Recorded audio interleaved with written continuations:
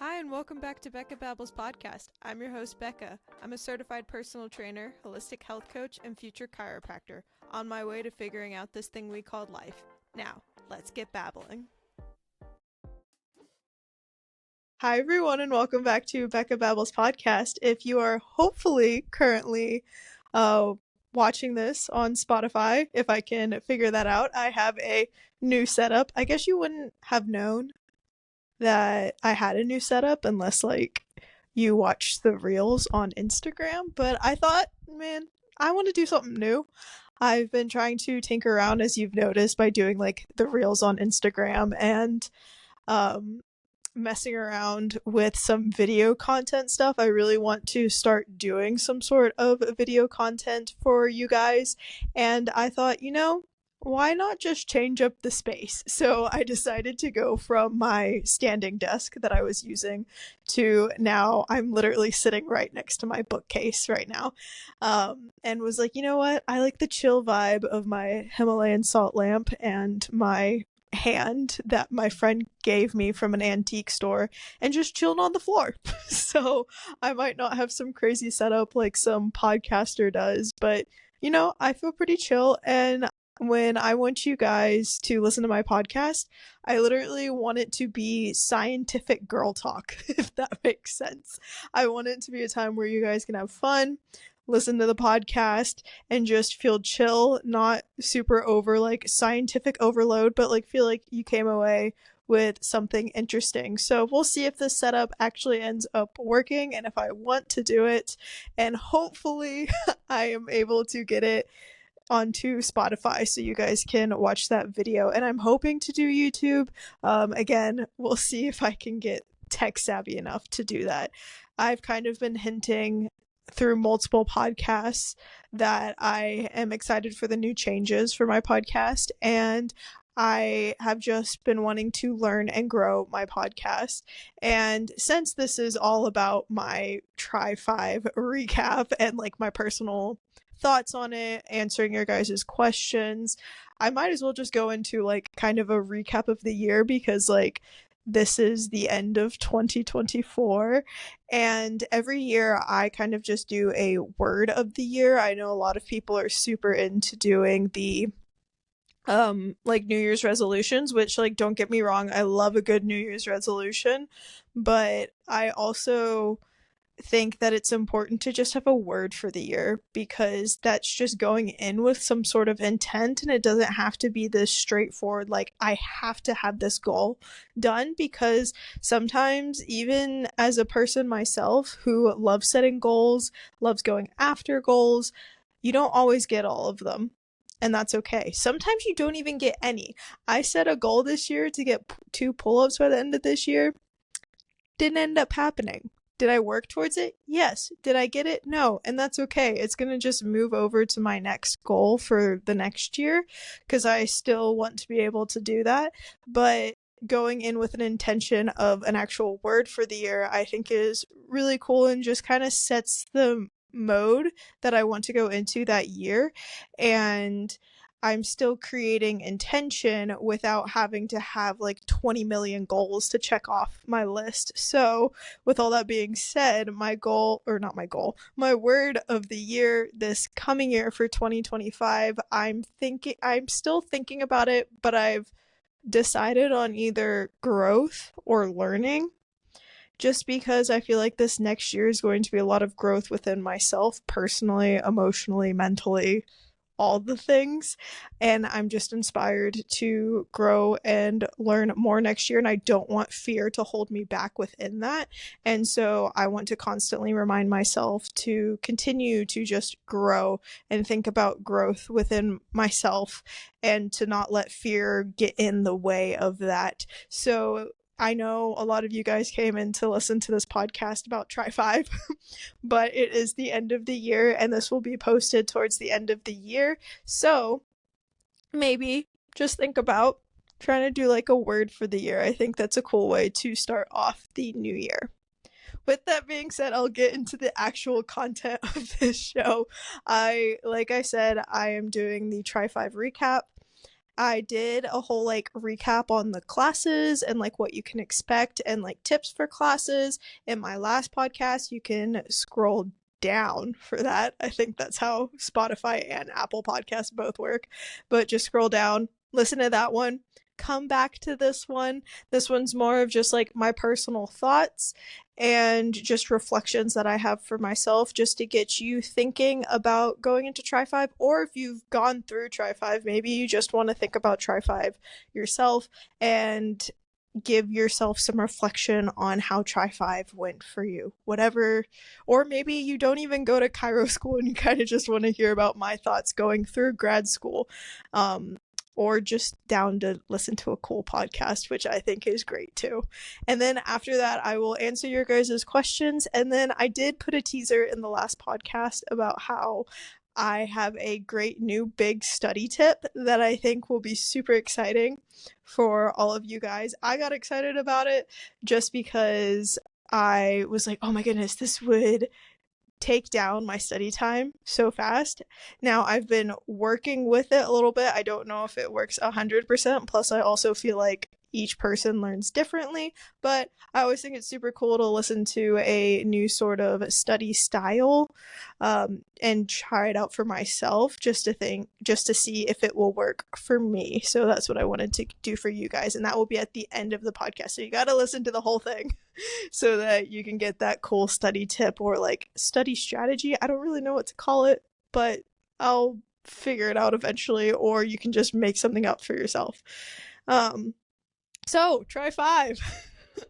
I don't know how to put this in, I don't want to say kinder words, but like I had mentioned in the first podcast, Tri-5 was rough. Just, I don't know if it was because you've been in chiro school for over a year now. You're kind of doing the same old thing after thing after thing. And then if you're an A-type personality perfectionist like me, that I'm still working on, you kind of just get tired of being hit in the face constantly with either getting a bad grade or not doing so well. And Tri-5 really tests your limits. I don't know if it's because I was tired or you just get tired, but I was even talking to some friends and they would say like, I just don't even have the motivation anymore or discipline to get up in the morning, watch vodcasts, take notes, and then go to school. Like, it is so tough to motivate myself to get to my laptop and actually get the work that needs to be done. And I felt the exact same way. Like, there was a few times for myself where I would sit down at the computer and my rational human self was like, okay, we're going to do the adult thing right now. And I'm going to take these notes and I'm going to listen to these podcasts. I'm going to get my quizzes done and it's going to be great. But then everything inside my body was like a 5-year-old child having a temper tantrum, and I just could not handle it. Like, I felt like I was a child that just wanted to stomp their feet super hard and didn't want to do it anymore. I was like, I'm done. And I think what was even harder was the fact that before I even started chiro school, I thought about quitting chiro school. And that's a tough thought for me to even think about. I thankfully had some people in my life who were open enough to let me just talk through it, because I think it's really hard to even be in a program like this and you put all your sweat and tears into it, and to even mention to someone, especially within your school, that you're thinking about quitting. And it wasn't just because school was hard. It wasn't because of that. I had a lot of other personal things going on with my life. I've kind of mentioned with you with my health. And then I had also lost one of my very close jobs that I really loved and enjoyed. I know I had mentioned a lot that I work with horses. A lady that I worked for, she owns a couple of horses. I lost that job due to them just moving. And I never realized how much of an outlet that was for me. And things just became really hard and frustrating. I know I keep using the word hard, and I wish I had another word to describe it as, but for me, it kind of just felt like I was living Groundhog Day over and over and over again, and I didn't love it.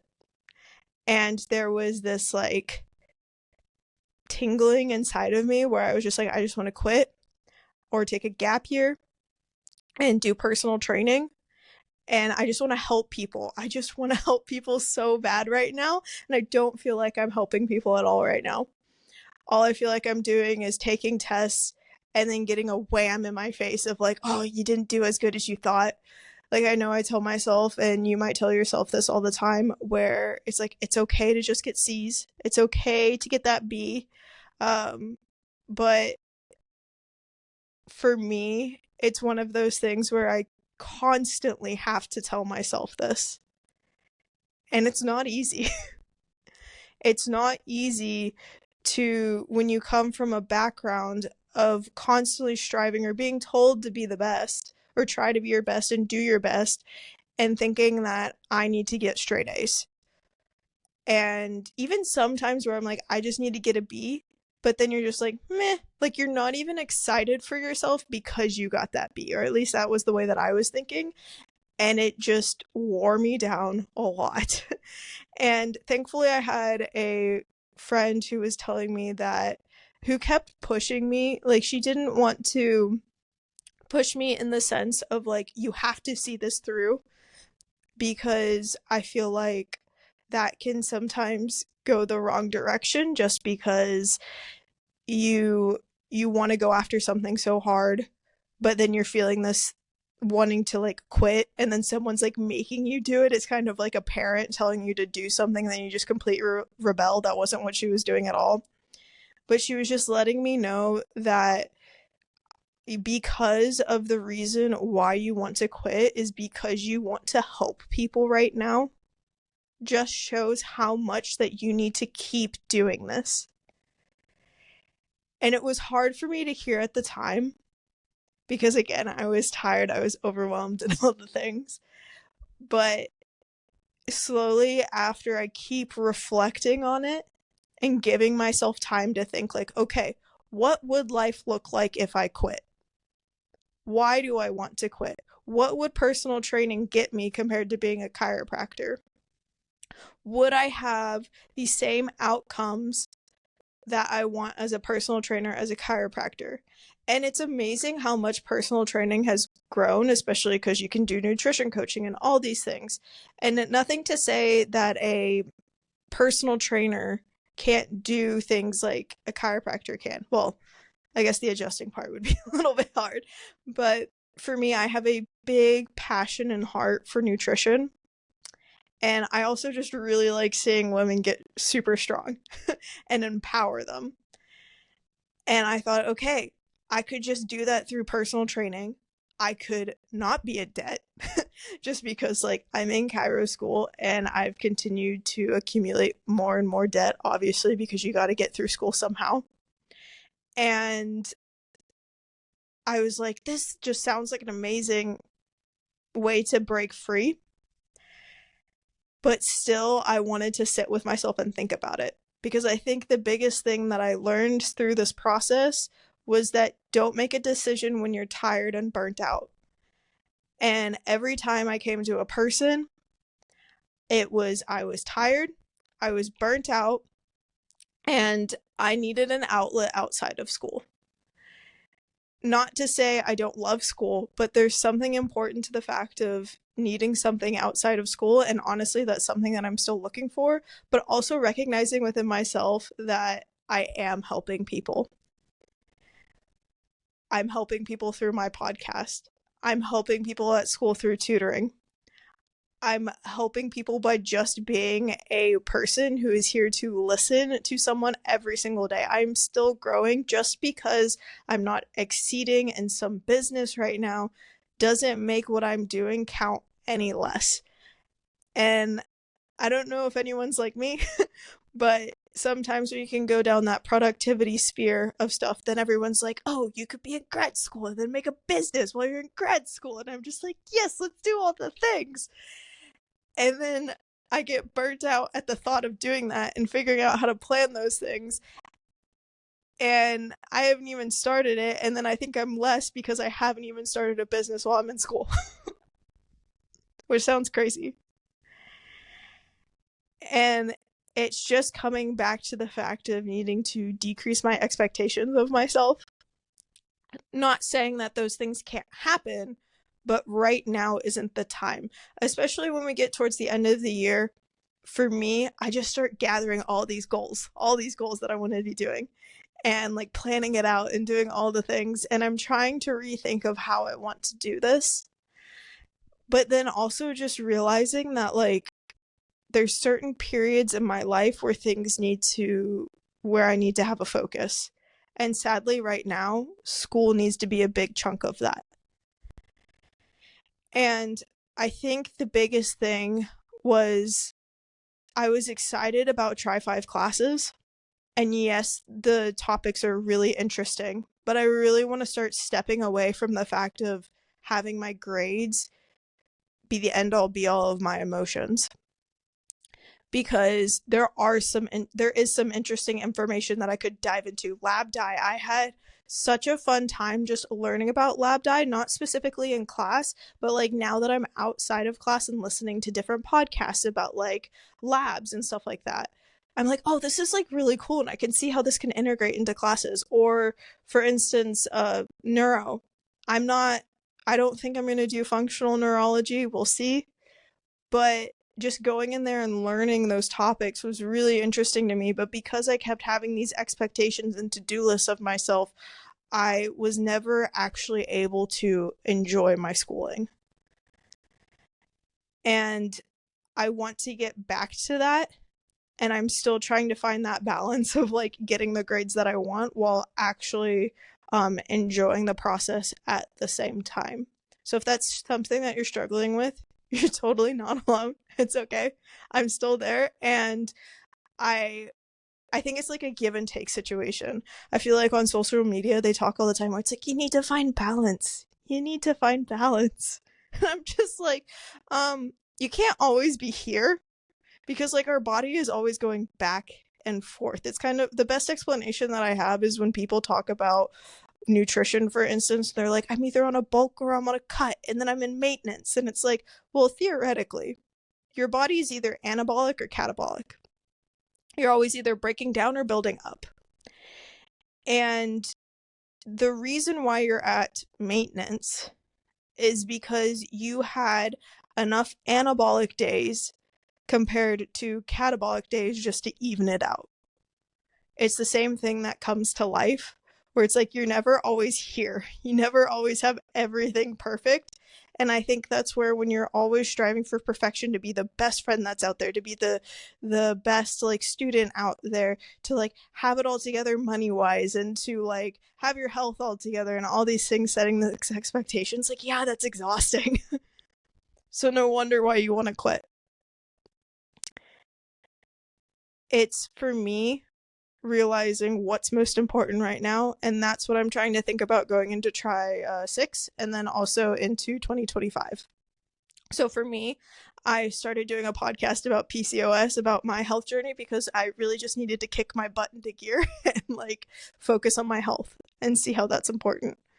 Also, just doing this podcast and kind of experimenting with doing video content, reaching out to other people, and having growth in the fact of like not being afraid to reach out to other people, because the podcast is something that's important to me, because I can see how it lets me grow, but also where I can connect with amazing people on the internet.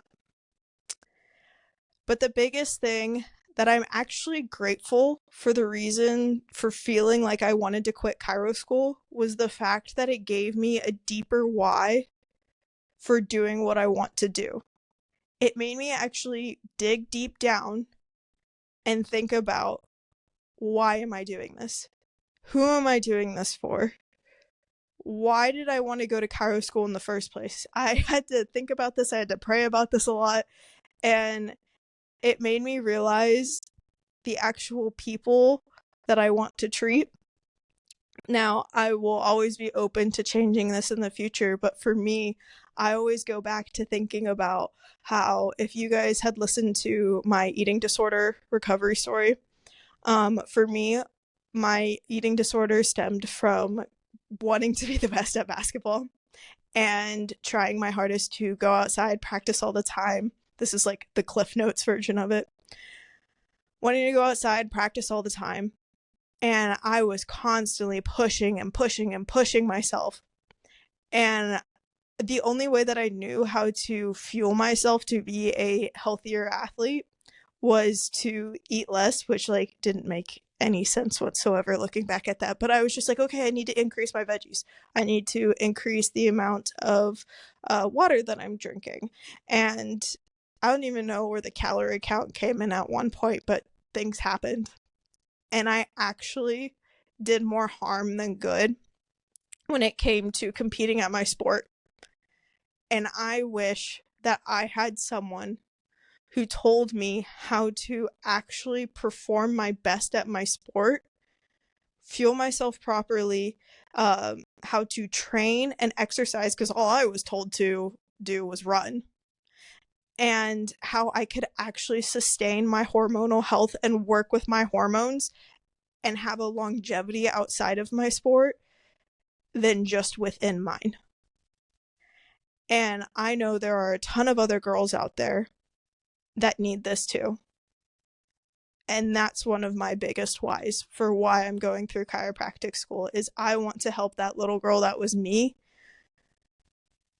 know that you don't have to eat less to perform at your best, that there are different ways to train besides just running, and that you can have your health and your sport too. And you can have your life after your sport as well. Now, I'm not saying that I won't like help other people. I love mamas. I love babies.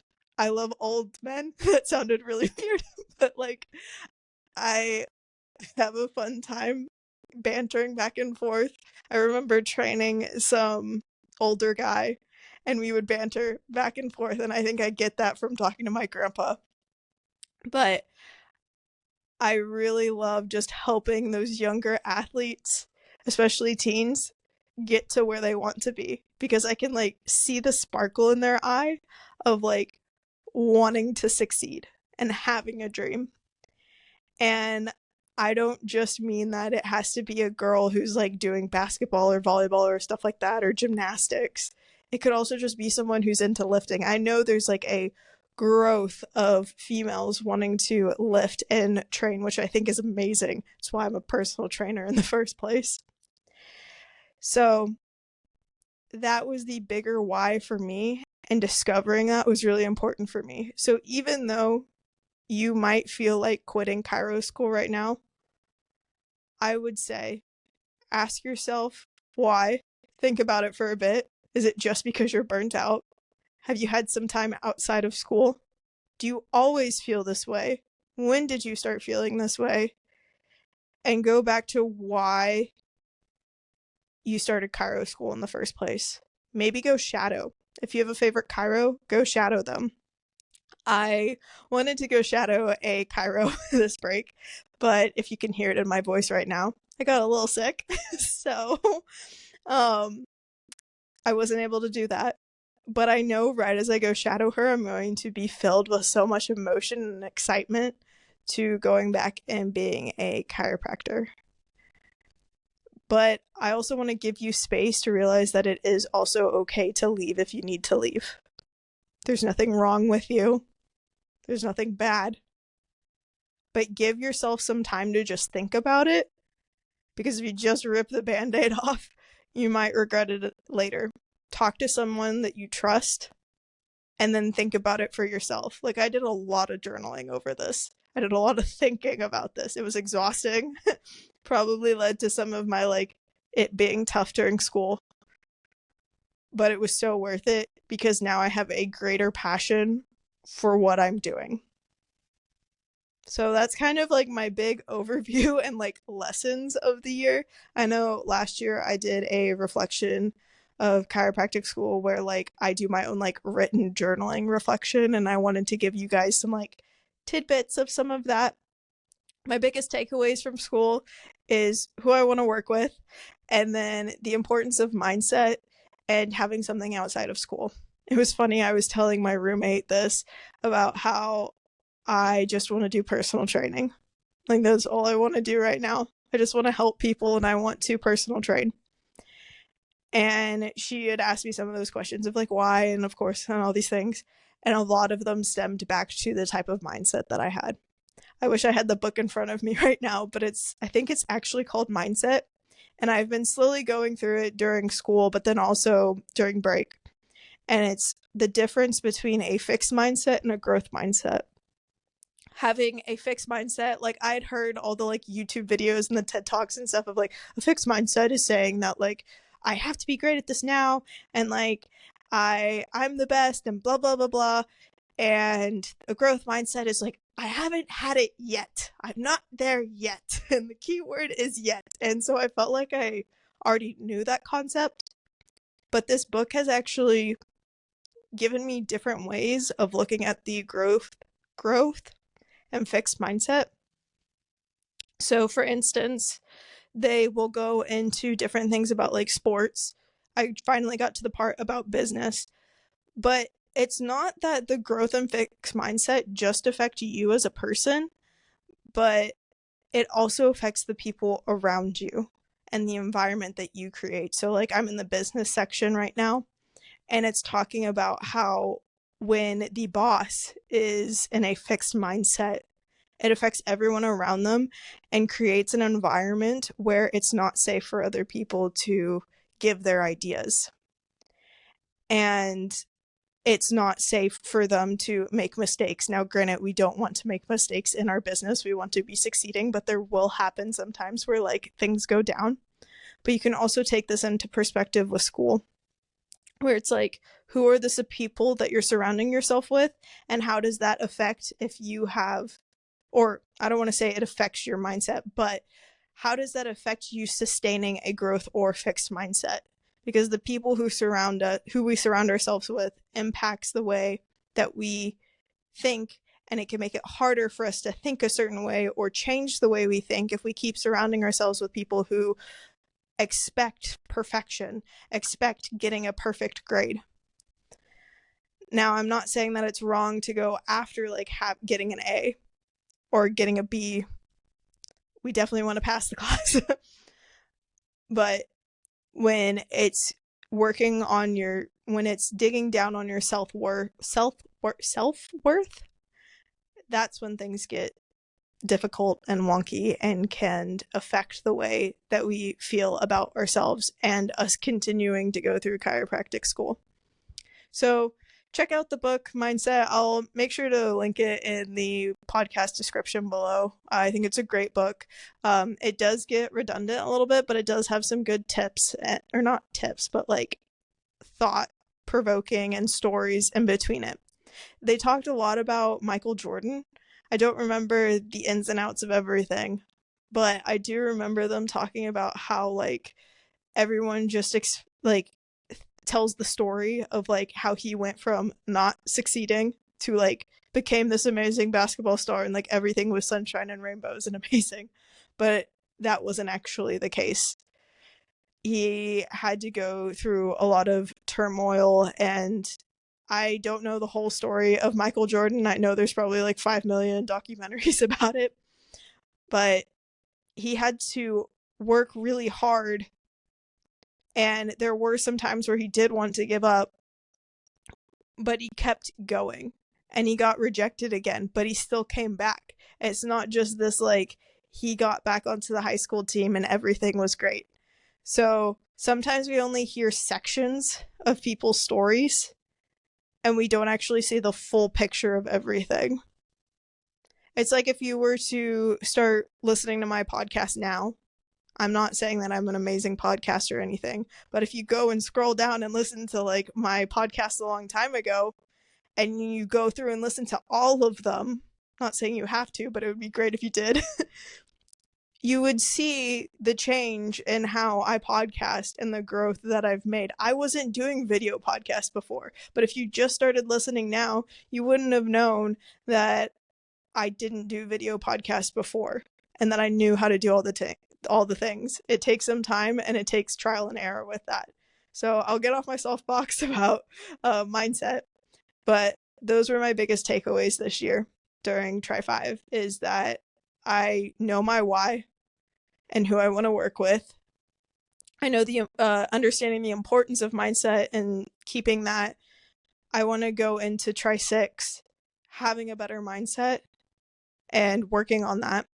And then also just like looking for something outside of school. If that's my podcast, that's great. But then also just giving myself time to just like read a fun book maybe. Or, you know, when it gets warmer, I might start paddleboarding again.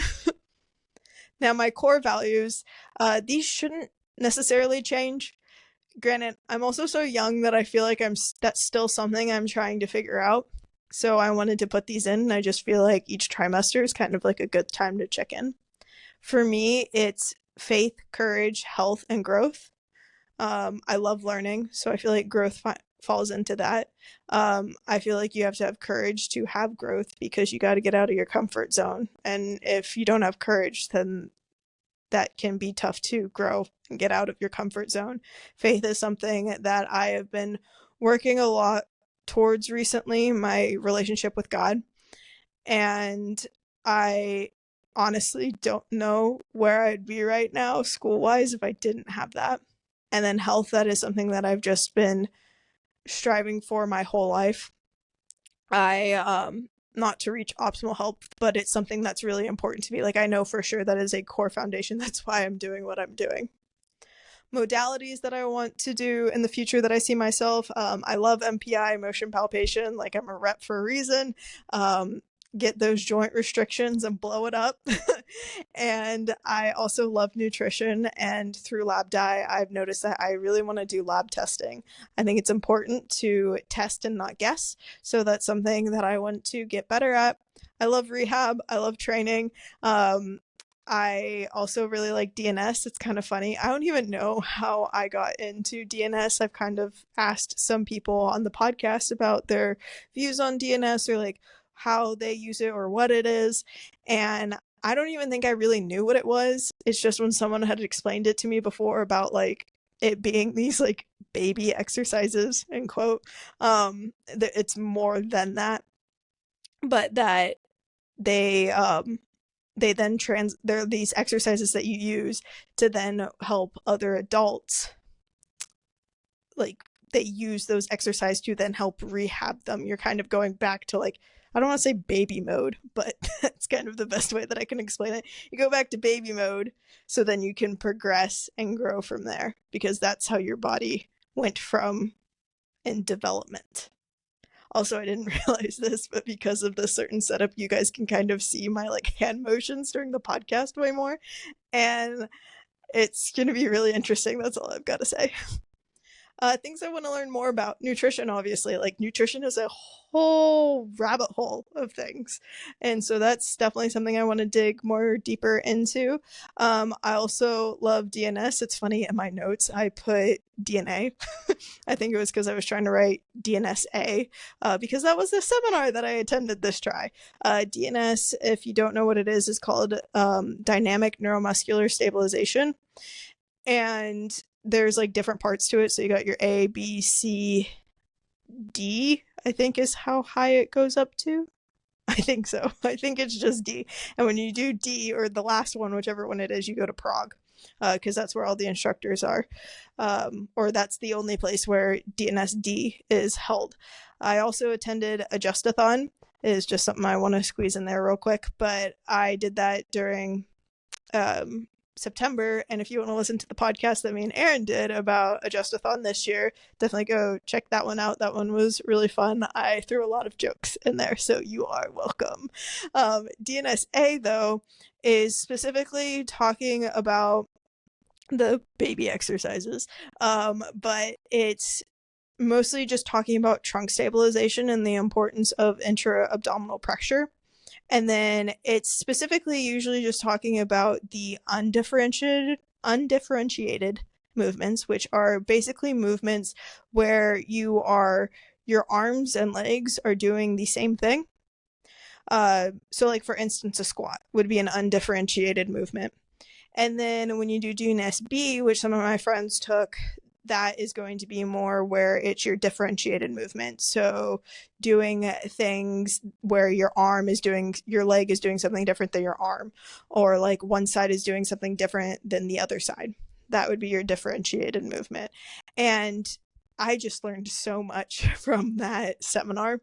I went to Arizona for that, which was really exciting because I also got to see my grandma while I was there, which was great. She hosted us, and I had a group of friends come. She hosted, and she just loved feeding us. It was great. I had a chiro that helps a lot of us students during the school year teach us different things. And he came, and one day he didn't have lunch, and he thought we were going to go out to eat to lunch. And we were like, nope, Granny packed us some food. And he goes, oh, really? And we were like, here, you want some? I think all we had at that time was like bell peppers and popcorn. And he went, tell Granny I said thank you. I was like, yeah, sure. So we came back, and the smile that it put on my grandma's face was amazing. It was great to see her that excited to just feed us starving grad students. But besides all of that, DNS, there's just so much to learn about it, and I highly recommend it. There's just something within me that's just like, this makes sense why it works.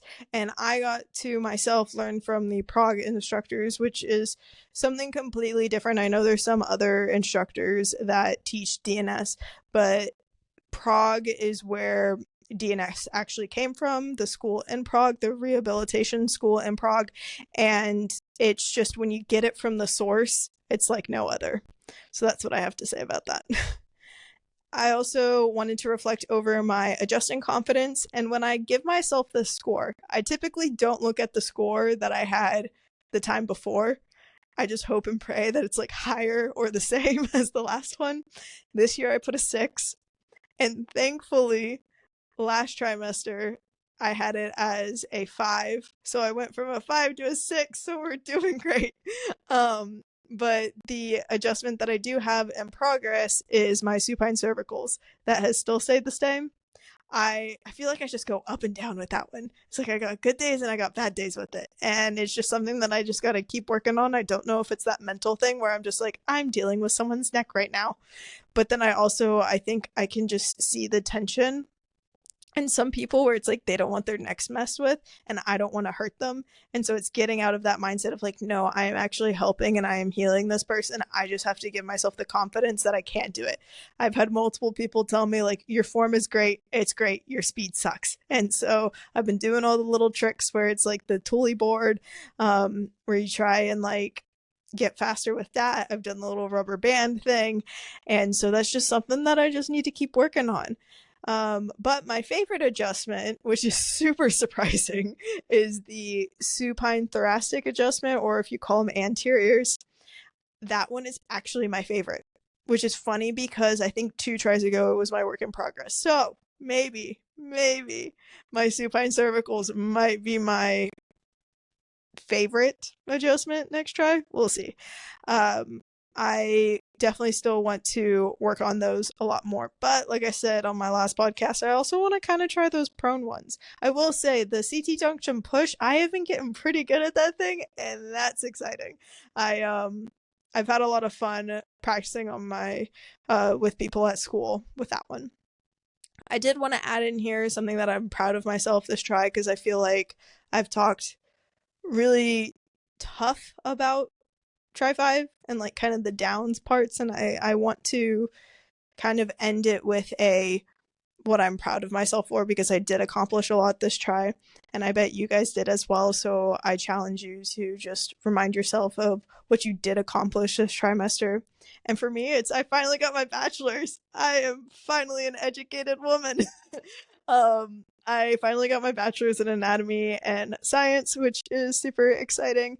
Not to say that I wasn't educated before. I've got my personal trainer certification. I got my nutrition certification, but there is just something exciting to the fact that like I actually have that piece of paper that tells me that like all of this hard work you've put in, you have been received, you've been given the credit for what you have done, which is nice to have those little like drops along the way, because instead of just getting to the end of the 3.5 years and being like, okay, now you're a doctor, it's like, oh, I get the fun part of just like having my like bachelor's put in the middle of it, especially because like I didn't go to a typical undergrad.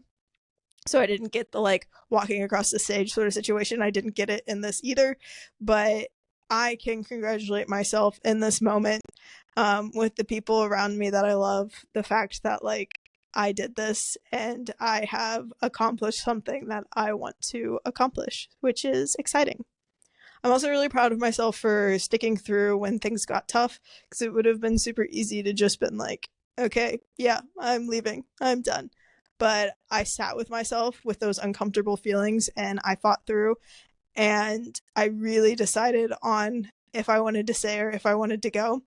And even though I was deciding those things, I didn't just give up on school in that moment, because I could have just easily just cruised through school, but I still put in my all, my effort into the classes that I had because I still wanted to learn. I'm a learner at heart, and you are only given this opportunity once. Like, unless you want to go through chiropractic school again, which I don't think you want to, but I only get these professors for a certain period of time. I only get these classes for a certain period of time. So every time I step into that classroom, I can either think, oh man, this is another tester. Oh man, this is another lecture that I got to listen to. Or I could think of it as, oh my goodness, this is another day where I get to learn. This is another day where I get to learn something new. I wonder what they have to say about this topic. What could I ask them about this topic? Because you won't have that chance again. And I know it's really hard in the moment to feel that way when you have all these like to-do lists of things to do with assignments. I'm not saying that it's easy, but if it was easy, everyone would be doing it. And there's a reason why you decided to go into this program. So, yay. And lastly, I'm just proud of myself for feeling more confident on stage and reaching out to people. That was one of my goals as an MPI rep myself, is that I wanted to get more comfortable on stage and just talking on stage, teaching on stage, and talking to other people within my group, because I remember being in my first MPI meeting and feeling like, oh my goodness, there are so many people here and they know so much more than me and I don't know what I'm doing. And feeling like I was this complete fool, which, like, of course I was. I didn't know anything. And I don't want anyone to feel that way when coming into club. I want them to feel welcome. I want them to feel a part of the family. I want them to love learning about adjusting as much as I do, or love being surrounded by these people. Even if like they aren't super excited about adjusting, it's totally fine. But the fact that they're already in there and wanting to learn, like, I want it to be a welcoming place. So me going out and talking to people and reaching out and making it a welcoming space is something that I really wanted to work on, and I feel like I did that. I really tried at the beginning of the trimester. I told myself, you have to learn one person's name every week. And I feel like till week 5, I did pretty well. I can see the people's faces that I'm thinking of right now. There's a lot of them. Couldn't say I could tell you all their names, but I feel like I have a solid 3 that I remember crystal clear, probably because I still talk to them most of the time, or they came to club. So if you want me to know your name, you gotta come to club. So that I can know your name. And you may have to say your name a few times. Or maybe I should just be like Cantu and just like give people nicknames. Because then if I give the name, it'll be super easy. I got it. That's why I remember Erin's name so well. I hope she's listening to this podcast, because then that would be hilarious. So that's kind of my reflections on Try 5. I'll get into your guys' questions. I've got a few questions here, and then I'll get into the max study tip that you'll want to hear about. All right, first question. Best ways to study for Pharm Talks? Well, I kind of already talked about this in my first podcast, but I'll be nice and answer this question. First off, just like really listen to the video, or not first off. Myself, I listened to the videos a lot and I understood the concepts. I feel like the first unit is pretty interesting. And then after that, it kind of just went. And I don't know if it was because I had like so many other things going on at that time or what, but for me, if I was to go back, what I would do is I would just read through the PowerPoints and then take the quiz and then fill out his study guide so you know what's like on the test, what he's asking for. And then if you have time to test your knowledge, is to do like, there's like 5 million Quizlets out there on like Pharm Talks. I'm not even gonna like it is what it is. And I think by doing his study guide, you're not just going into those Quizlets and just remote memorizing everything, because that's not going to be helpful. Because I will say there are some things on boards right now that I am studying for that, if I remember correctly, I feel like that was so long ago, that I do feel like some of it does come back. Not a ton, but it is important to understand like what drugs patients are on, so that you don't end up, especially if you're doing like supplements and stuff like that, like you don't end up giving them something that could end up doing harm to your patients. But I do think it's important to test your knowledge, because the like multiple studies have shown about how important it is to not just remote memorize things, and then not to just read, and not to just like take your notes and then fill out a study guide and then look at it back and forth, to actually test yourself, see where you're at. Plus, also, you'll just get through the Quizlets a lot faster that way. I don't know how many times where I just told myself I was running out of time, and then I just needed to like go through the Quizlet and like get it done. But then if I like actually took the time and fully understood the topic, then going through that actual Quizlet would actually be a lot faster. I'd understand it a lot more, and I wouldn't feel as stressed going into the test because I know it. So that's kind of my tips when it comes to Pharm Talks. The biggest things with that is like, if you're not going to go to his in-person things, I really would listen to his videos that first unit. But then after that, you could probably just read through his PowerPoints and then just like fill out his study guides, and you'd be ready for the test. So, Dr. Perryman's a pretty chill grandpa, is what I'll say. Thoughts on DNS seminar, and if you will implement it, and if how you would do it.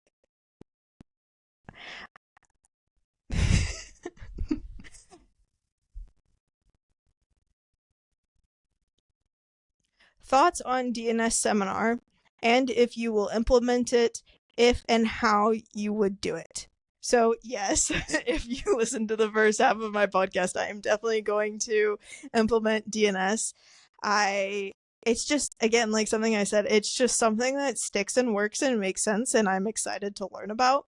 I don't know if it's just because the people around me are that way, but also before I started chiro school and I was in the pre-DC program, I was excited to learn about DNS, and I was just like, oh my goodness, this is amazing.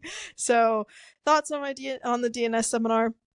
I really enjoyed it. I met with a ton of different people. There was like some girl from Australia. There was like people around the US, which was amazing. And there was like physical therapists there. There was personal trainers there. There was athletic coaches, and there were some chiros. And it was really cool to see just like all the different people who were wanting to learn about this kind of technique. How I will implement it, I've only seen one, maybe two chiros who use DNS, and a lot of the times what they end up doing is they'll adjust, and then they will do like one or two, honestly one DNS exercise, because DNS can be so complex that I feel like it would be a lot for a patient to have to do in one setting. And so I would really focus on like that one movement that I think is our biggest bang for our buck, and then work on that, practice that, and then challenge it and continue to challenge it. But we'll see. I feel like I can't really fully answer this question yet because I'm not in clinic yet, and so I haven't really seen it. I haven't been able to apply it myself, but I could see myself adjust, then have them do some sort of DNS exercise and then have them take it home and then have them show me what they've been doing at home. And then I could kind of critique it from there, because I think there is an importance to like them being able to do it at home, but then also like I want to check in and make sure that they are doing it, because I do think DNS can sometimes be really complex, that it's like, even for me when I do it for a warm-up for weightlifting and stuff like that, I can tell if I don't have like a mirror on the side or something like that and I'm checking in or videoing myself, that like what I'm feeling isn't necessarily what I'm actually doing. Like there was one girl in our group where we were telling her to, I think we were telling her to flex forward a little bit more. I forget exactly what the exercise was, but she was like, I feel like I'm in total flexion right now. Like I'm bending over. And we were like, no, you're at complete neutral right now. So sometimes feelings can be deceiving. So that's why I think it's good to like check in. And that's how I could see myself applying it in the future. All right. Who was the least distracting person you ran into while you were deep into your studies? This is funny. And I know exactly who sent this in. So honestly, the least distracting person while I was in my studies, probably my, I don't know, this is a tough one to answer. I think this just has to go with like, I was super focused this try. Like I would put on my headphones a lot this try and like immediately sit down, get to work and do all the things. And I was trying so badly to like hold on to my scholarship, and I kind of felt like a failure because of losing that. And that could be the biggest, like, that's the biggest lie that could ever be told. So if you lost your scholarship, like, it's not because you're dumb. It's not because you failed. Again, going back to that mindset book. But I think it was just, again, like, I really wanted to work hard this try and I wanted to give it my all. And so, like, I kind of just put blinders on.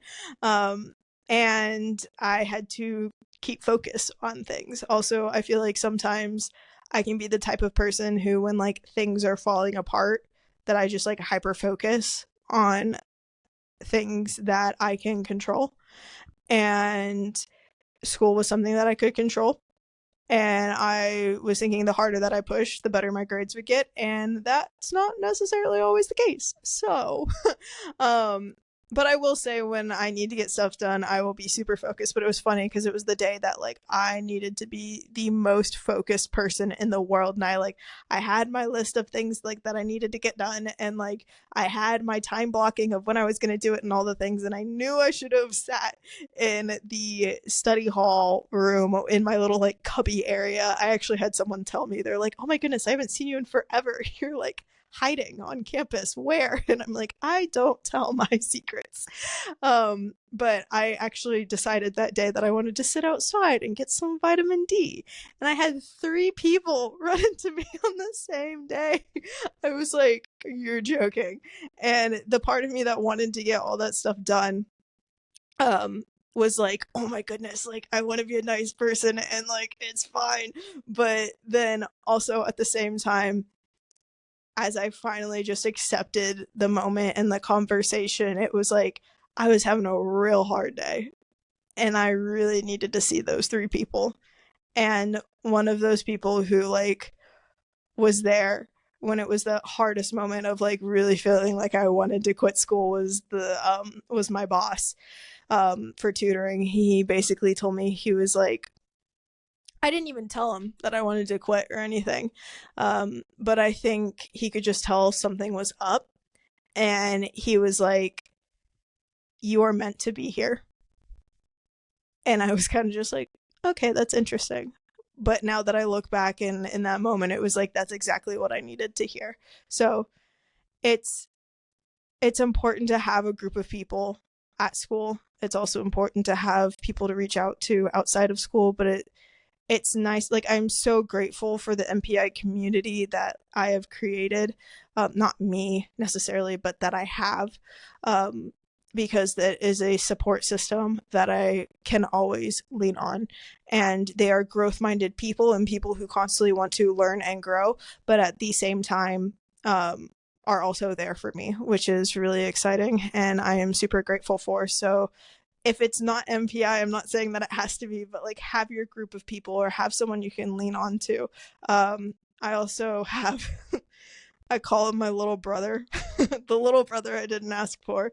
But man, I am so grateful for him as well, just because like it, it's those people who keep you going and realize that you are more than what you think you are, and that you came here for a reason and that you are important. So yeah, I don't know if that answered that question, but I feel like it was something that needed to be talked about. All right, last question. When are you taking your first board exam and how are you studying for it? Are the board reviews worth it? So I am taking mine January 18th, 2025. Woohoo. So this break I'm currently studying for that, and I would be lying if I was saying if I wasn't scared for it. I've had tons of people saying you'll be fine. It's okay.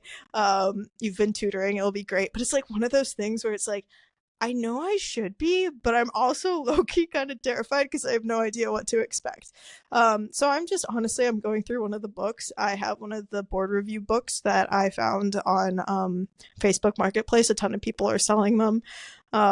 Typically, they'll like sell them in the Parker University Facebook group thing, or you could just find them on Facebook Marketplace. And I'm just going through the book.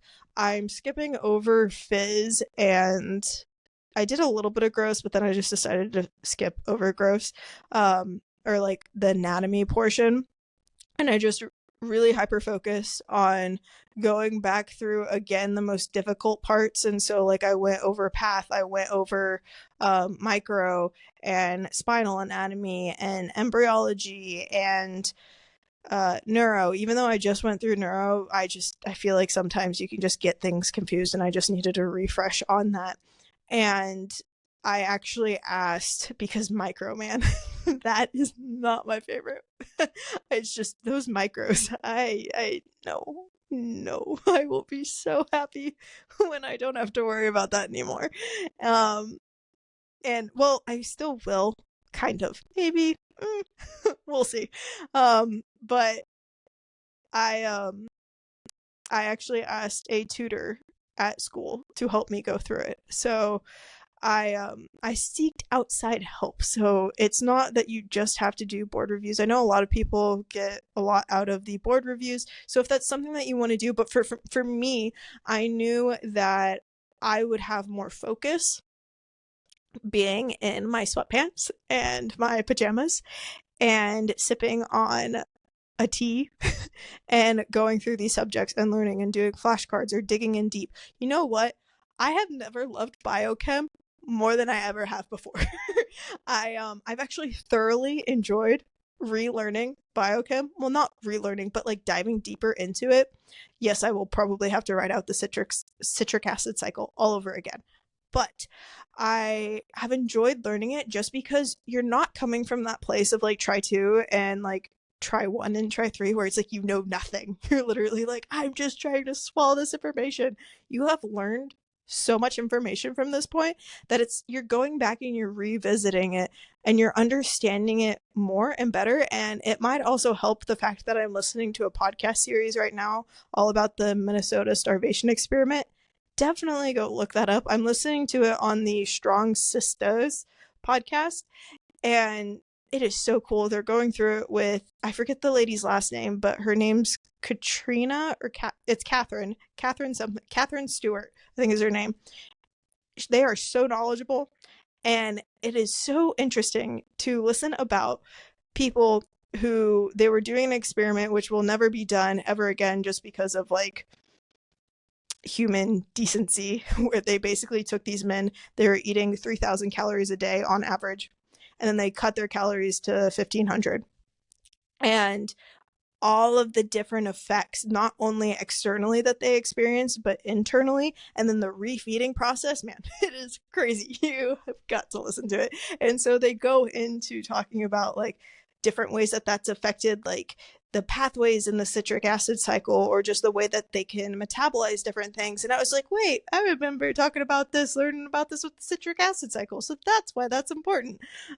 So that's something that I've been really excited about, actually going through chiro boards. And for me, it's like, I wouldn't have been able to do that if I was sitting in a room for like 8 hours at the end of a school day or on a weekend through a week where like I just took like 3 or 5 tests and I'm like done.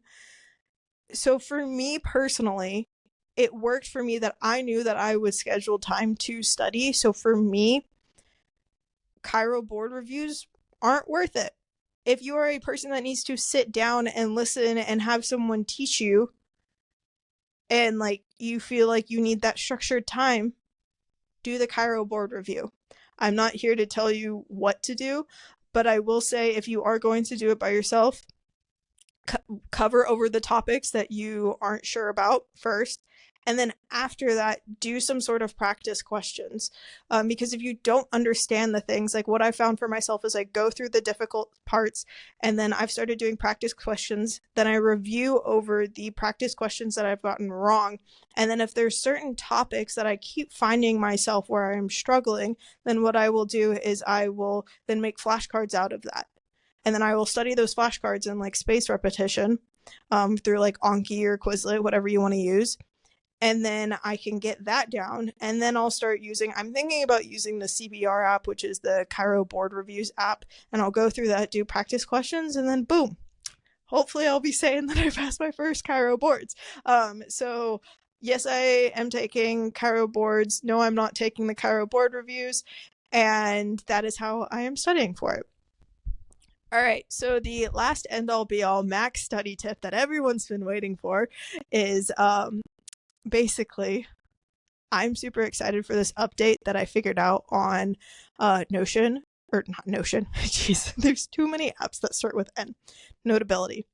So Notability has been there's been a lot of things with like AI where like everyone's kind of like, should you use it, should you not? I feel like you use the tool, you don't depend on the tool, is kind of my mentality. And it depends on how you use the tool. What's that saying where it's like, if you use a hammer to hit a nail instead of like a screwdriver, something like that? I don't know. Anyways, that was a really bad analogy, but I think you get what I'm saying. So anyways, Notability is basically doing this thing where it summarizes your notes. So even if you have a PDF, which I know tons of people in Parker, I don't know how other chiro schools are, but tons of people at Parker, they'll have you'll get PowerPoints from professors and they'll read off of them and yada, yada, yada. It will summarize the PowerPoints and turn it into notes. And so then I took those notes and I copied and pasted them into my Notion, and then I added in extra notes or just read through them. I think it would be so helpful to do those summaries, read through the summary before you go to class or before you watch the vodcast, so you already know what you're getting into. You already have a primer. I used to do this a lot in undergrad where I would have my anatomy class and I like solely focused on that super hard because I knew that was like one of the hardest classes that I was taking. I would solely focus on that and I would write I'd create flashcards or I would write the outline of notes or something like that just so I knew what I was getting into, because if I was in that class and I just had to take notes the entire time, you're not even paying attention to the professor. But then I had nothing to refer back to either, and I didn't know what I was coming into. So this way, you actually know what you're coming into in class. So then if you have any questions, you can actually ask those questions, but then it doesn't take up a ton of time. And you're prepping before class or you're prepping before you watch these videos. Then I'd take those PowerPoints and I'd put them into ChatGPT, or even on Notability, they'll like make practice questions, but I didn't like them as much. In ChatGPT, you can put the PowerPoint in there, or you can like copy and paste chunks of like the PDF or notes or whatnot, put it in there and type in, make multiple choice practice questions for me. And that way you are practicing after you've read or after you've watched the video, and you can see where your like low points are and add notes to the topics that you don't understand. And then you can review those again. Again, tailor your studies towards you. I find this helpful. I started doing this towards the end. I wish I was able to do it more towards the beginning of Try 5. Honestly, I wish I was able to do it in Try 1, but it is what it is at this point. And then once you like do this, I feel like you only really need to do this once. And then right before your test, you review all your review questions, read all the summaries or whatnot, and then boom, you're ready for the test. You'll get a solid A. Be great, beautiful. That is my max study tip that I hope will help you. I am super excited for Try 6. I can't wait to see what's to come. I'm really excited to take PT2. I am super pumped for that one. I hope this podcast was helpful. I'd love to hear what was interesting about your try. If you're going into Try 5, what try you're going into, and what you learned from your try. So again, thank you so much for listening. If you have any questions, don't be afraid to reach out. And with all that being said, I can't wait to babble with you next time. Thank you so much for listening to this episode of Becca Babbles Podcast. If you enjoyed this episode, the best thing that you can do is leave a 5-star rating and review on Apple Podcast, Spotify, or any other listening platform of your choosing. If you want to learn more about me, you can do that by following me on Instagram at Becca and Wellness, or by checking out my blog, freebies, offers, and newsletter on my website at beccaandwellness.com. If you want to share the love of the podcast, you can do that by taking a screenshot and sharing it on social media and tagging me and the podcast at Becca and Wellness and using the hashtag Becca Babbles Podcast. I hope you have a great rest of your day, and I can't wait to babble with you next time.